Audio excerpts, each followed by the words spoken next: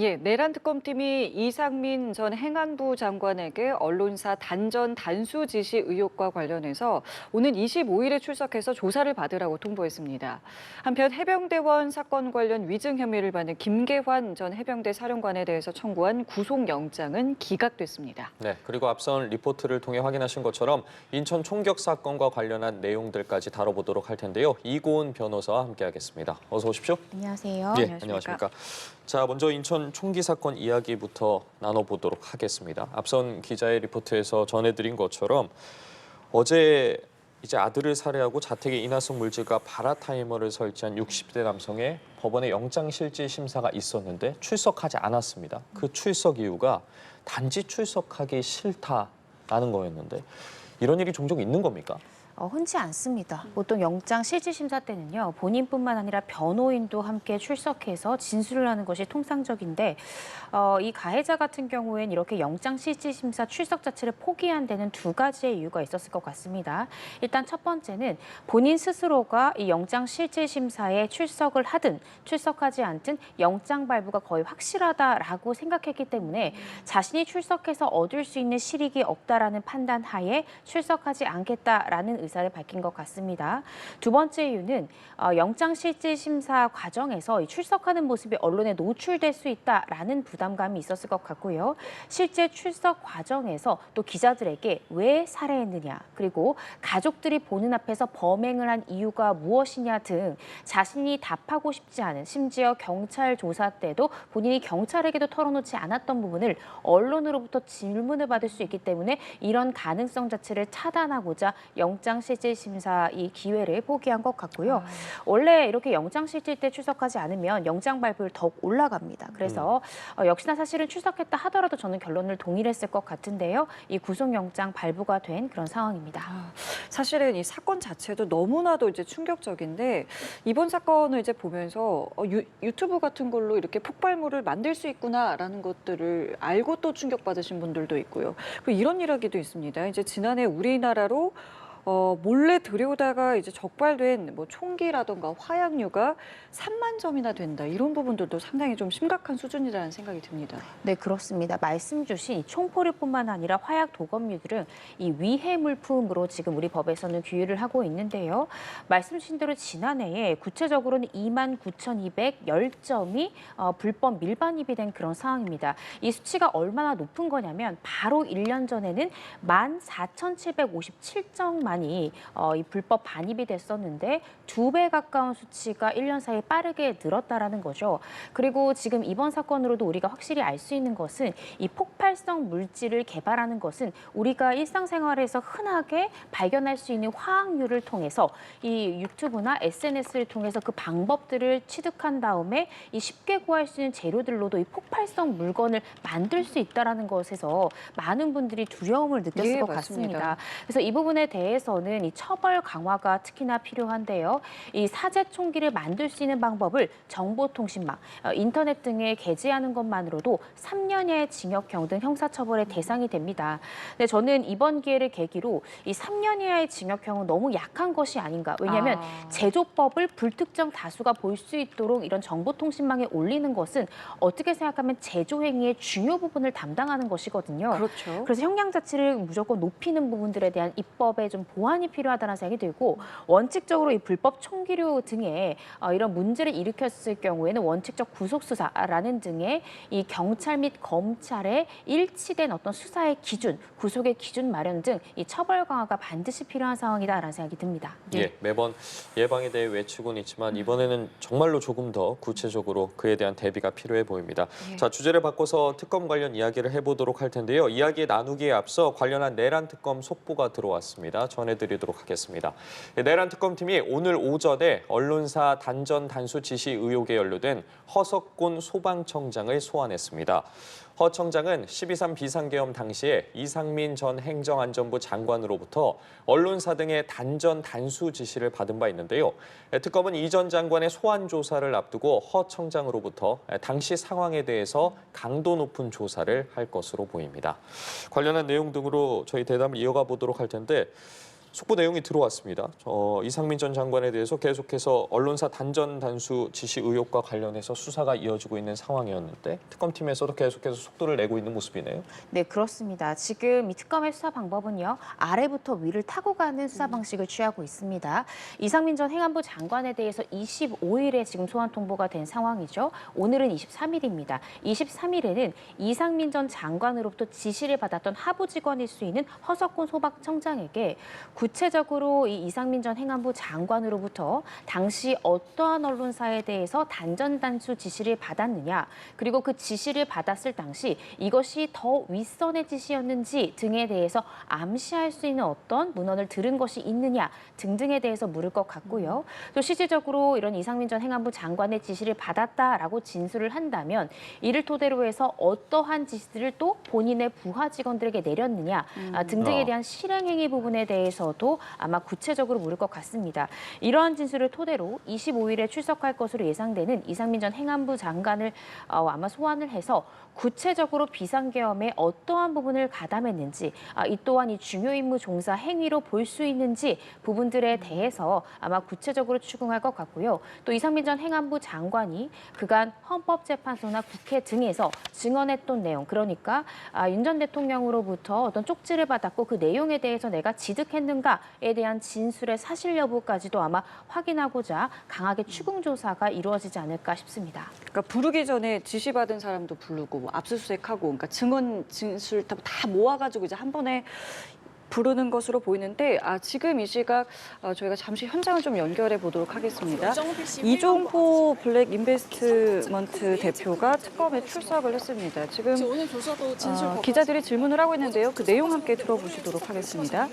김건희 여사 측에 실제로 청탁한 사실 있으세요? 3부터가 특검과 연루 인정하시나요? 예, 기자들이 뭐 여러 질문을 했습니다만은 일단은 특별한 발언이 없었고요.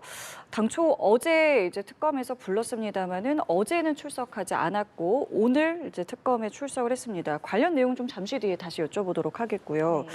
일단 저희가 이상민 전 장관 이야기를 하고 있었는데, 자 이렇게 되면은 이상민 전 장관을 불러서 말씀하신 것처럼 이제 지금까지 들은 뭐 증언이나 뭐 진술 여러 가지 이제 증거들을 가지고 물어볼 수밖에 없는 상황인데, 근데 아까 말씀하신 것처럼 뭐 지금까지 한 말들이 만약에 이제 좀 위증이라던가 아니면 이제 거짓으로 이제 밝혀진다면 이 부분에 대한 처벌도 이제 가중이 되는 겁니까? 네, 그렇습니다. 형법상 위증죄가 성립할 수 있습니다.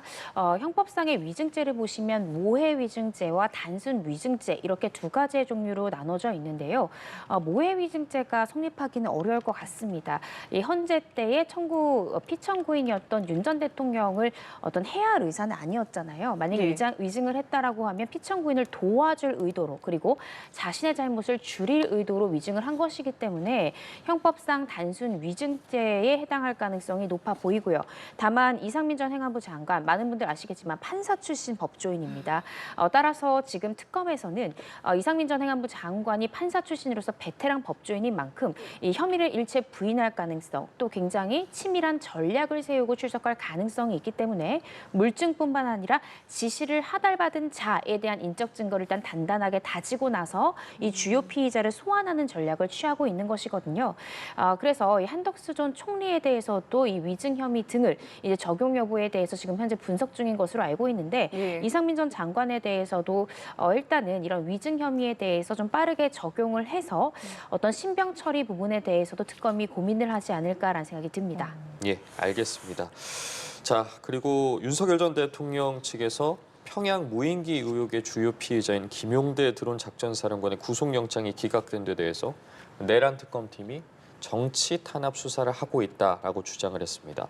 내란 특검팀 이에 대해서 논박할 가치가 없다라고 맞받았거든요. 김용대 사령관의 영장 기각이 좀 특검팀의 앞으로의 수사에 있어서 영향을 미칠 거라고 보십니까? 사실 김용대 사령관에 대해서 영장이 발부가 됐다면 조금 더 신속하게 다른 관련자들, 주요 공범들에 대해서 영장 청구를 치고 나가는 식의 신속한 수사를 펼칠 수 있었을 것 같습니다. 그런데 일단은 지금 현재 상황은 이 김용대 이트론 사령관에 대한 영장이 기각됨으로써 일단 신병 처리에 대해서 어느 정도 제동이 걸린 것은 맞습니다. 그래서 이 특검 입장에서도 아마 뭐 다른 이 관련자들에 대해서도 구속영장 청구의 계획이 있었을 텐데 일단 한번 기각이 됐었기 때문에 혐의 소명이나 구속의 필요성, 그러니까 도망의 우려나 증거인멸 우려에 대해서 한 번쯤은 증거를 더 보강한 상황에서 다른 사람들에 대한 구속영장을 청구해야 되겠다라는 정도의 전략 수정은 있었을 것 같거든요. 그렇지만 김용대 사령관에 대해서 구속영장 청구해서 기각이 되었지만 얻은 부분이 있습니다. 허위 공문서 작성 그리고 이 직권남용 혐의로 구속영장이 당초에 청구가 됐었는데 그간 이 혐의에 대해서 부인하다가 영장 실질심사 때 이 사령관이 혐의를 일체 인정을 했습니다. 혐의를 시인했기 때문에 사실 영장이 기각된 것이거든요. 이 수사기관에서는요, 이 구속영장을 청구할 때 영장이 발부될 목적으로 청구하는 경우도 있지만 전략상 인정하는 진술을 끌어내기 위해서 영장을 청구하는 경우도 있습니다. 그래서 저도 검사로 재직을 하면서 이 비의 사실의 정도가 그렇게 중하지 않지만 이 사람이 주요 피의자로 가는 골목에 있는 중간 피의자인데 이 사람이 인정을 해줘야 다른 이 더 큰 주요 피의자들에 대해서 신병 확보가 가능하다고 생각이 들 때 일단은 그 하부자에 대해서 영장을 청구하게 되면 실질심사 때 이 구속의 가능성을 낮추기 위해서 변호인과 상의해서 자백을 하는 경우가 꽤 있습니다. 그래서 또 이런 부분들이 나중에 법정에서 유효한 증거로 사용될 수 있기 때문에 그래서 특검에서는 김용대 사령관에 대해서 영장 청구했던 부분에 대해서는 어느 정도 수사의 실익은 있다라는 생각이 들고요. 본인의 혐의를 인정한 만큼 김용대 사령관의 인정 진술을 토대로 이 다른 사람들에 대해서도 이 조사를 신속하게 진행할 가능성이 있어 보이고요.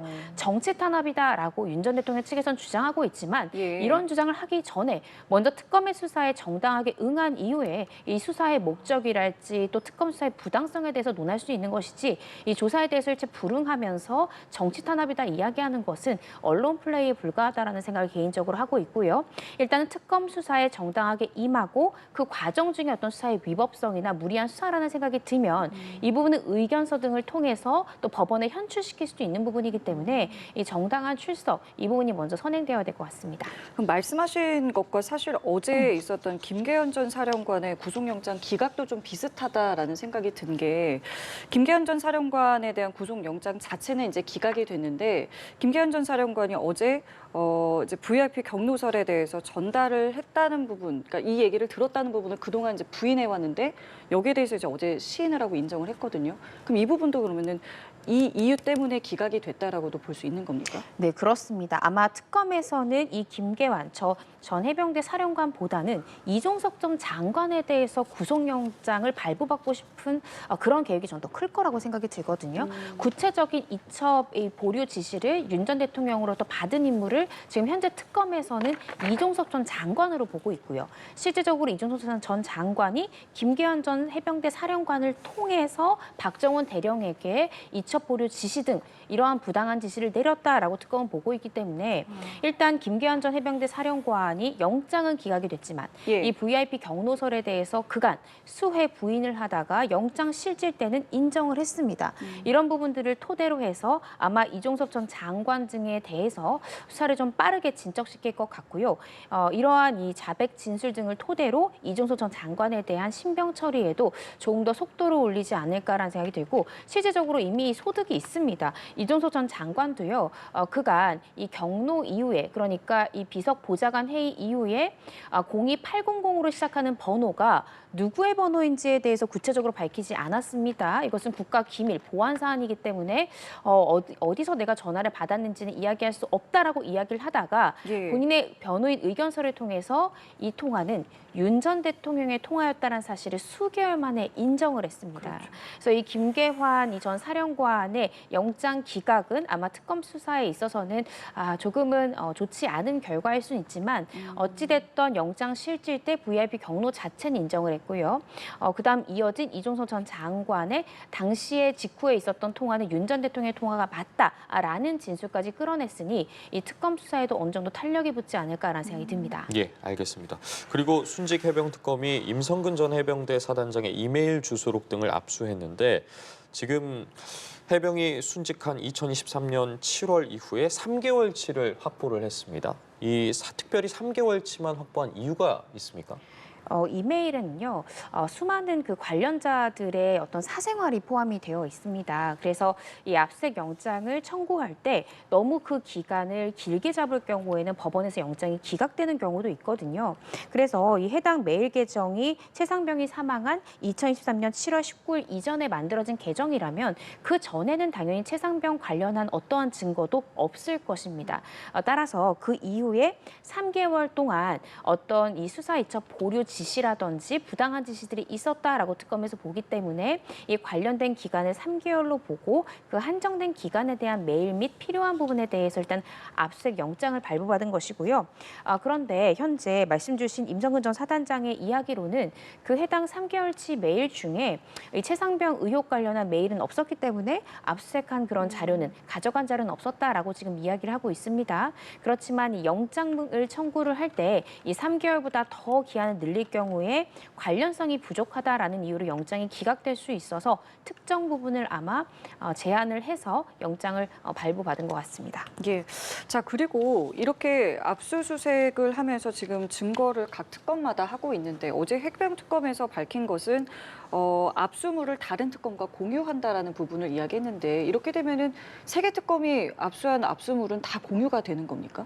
네, 지금 공유를 하겠다라고 이야기를 하고 있습니다. 예, 예. 그렇지만 임의로 공유하는 것은 아닙니다. 예를 들어서 뭐 최상병 특검 의혹팀이 확보한 자료에 대해서 이 내란 특검이 이 자료가 필요할 때는 압수수색할 장소를 이 최상병 의혹을 수사하는 그 특검팀의 사무실로 압수수색의 장소를 기재해서 필요한 서류 부분을 압수수색의 형태로 공유하겠다라는 것이거든요. 예, 예. 그 이유가 임의로 공유를 했다가는 또 이것이 위법한 이제 압수물로 여겨질 수 있기 때문에 예. 특검 측에서도 이렇게 하지 않으면 실질적으로 뭐 이정호 전 블랙펄 인베스트먼트 대표는 여러 특검에 지금 관련된 관련자고요. 예. 그렇다라고 해서 특검 세 곳에서 같은 사람에 대한 자택을 수회 압수수색할 실익이 없습니다. 첫 번째 특검이 가져간 자료를 가져가 버리면 두 번째, 세 번째 특검에서 실질적으로 얻을 수 있는 압수물이 없거든요. 따라서 이렇게 불필요한 압수수색을 최소화하기 위해서 특검 간에 자료가 필요한 부분에 대해서는 공유를 하겠지만 이 증거물의 위법성 등을 고려해서 압수수색 영장을 발부받아서 공유하겠다라는 입장을 취하고 있으니까요. 이러한 방법을 취한다면 이후에 위법실 증거 등의 시비는 없을 것으로 보여집니다. 예, 알겠습니다. 김건희 특검 이야기로 좀 넘어가 보도록 하겠습니다.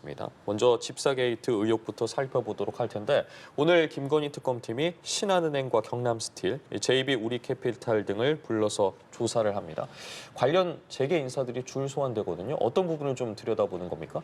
네, 지금 김건희 씨의 집사라고 불리고 있는 김모 씨. 이 김모 씨가 설립한 IMS 모빌리티라는 기업이 실질적으로는 굉장히 부실한 재정 상태를 가지고 있었는데, 즉 기업 가치 부분에 대해서 현저히 낮은 상황이었는데 말씀 주신 다수의 유수 기업들이 이 180억이 넘는 자금을 투자했다라는 것입니다. 그래서 이를 두고 특검에서는 이것이 이 해당 IMS 모빌리티의 어떤 기업적 가치를 고려한 투자가 아니라 지금 말씀 주신 여러 기업들이 당시에 안고 있는 어떠한 사법적 리스크랄지 오너가 가지고 있는 사법적 리스크를 해소하고자 김건희 여사에게 청탁할 의혹으로 이러한 투자가 일어난 것은 아닌지 의심을 하고 있습니다. 그래서 오늘 지금 줄 소환이 이어지는 말씀 주신 신한은행이나 경남스틸, JB 우리캐피탈 등의 임원들을 소환을 해서 당시에 왜 부실 기업에 이 다수의 이 몇십억이 되는 자금을 투자했는지 이 부분에 대해 참고인 조사를 하는 것이고요.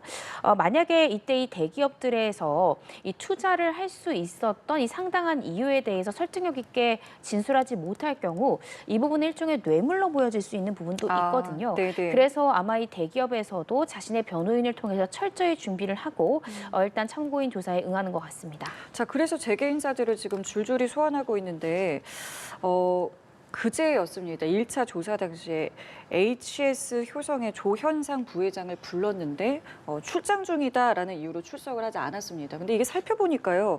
초기에 특검팀이 출국 금지 조치를 내렸다가 조사를 받는 조건으로 이제 출국 금지 처분을 해제를 했는데 그 사이에 나간 겁니다. 이 부분은 어떻게 이렇게 될 때는 어떻게 되는 겁니까? 사실 아직까지는 참고인 신분이기 때문에 뭐 이를 이유로 해서 어떤 강제 수사까지 벌이기는 어려울 것 같습니다. 그렇지만 이러한 기록들은 이미 전산에 남아 있습니다. 이게 예? 출국 금지를 걸 때는 법무부에다가 출국 금지 신청을 하고 해제할 때는 해제의 기록들이 다 전산에 남거든요. 그리고 이렇게 이 상대방, 그러니까 이 참고인이 어떤 해외 출장상의 이유로 일단 출국 금지 일시 해제를 요청한 경우 이러한 상황에 대한 수사 보고서가 다 기록에 남겨져 있습니다. 그럼에도 불구하고 22일에 출석하겠다는 약속을 어겼다면 아마 특검팀에서는 한 차례 더 소환 요청을 할 것이고요. 이때도 불응할 경우에는 여러 가지 강제적인 구인 수단까지도 고민을 해볼 수 있는데 아마 HS 효성 이 부회장 같은 경우에도 더 이상 이러한 출석을 미루긴 어려울 것 같고요. 현재 어떤 APEC 회의 등 해외 일정을 이유로 계속해서 출석을 하기 좀 어렵다는 입장인데 아마 조만간 이 출석에 응하지 않을까라는 생각이 들고 지금 이 해당 기업을 제외한 많은 기업들은 지금 수사에 협조를 하고 있기 때문에 본인만 수사에 지금 불응하고 있는 거에 대해서 상당한 이 심리적 압박감을 느낄 그럴 수 수도 있기 때문에 네, 아마 조만간 출석일자 잡지 않을까 싶습니다. 예, 관련해서 들어오는 내용들은 저희도 다시 한번 짚어보도록 하겠고요. 오늘 말씀은 여기까지 듣도록 하겠습니다. 이고은 변호사와 함께했습니다. 고맙습니다. 감사합니다.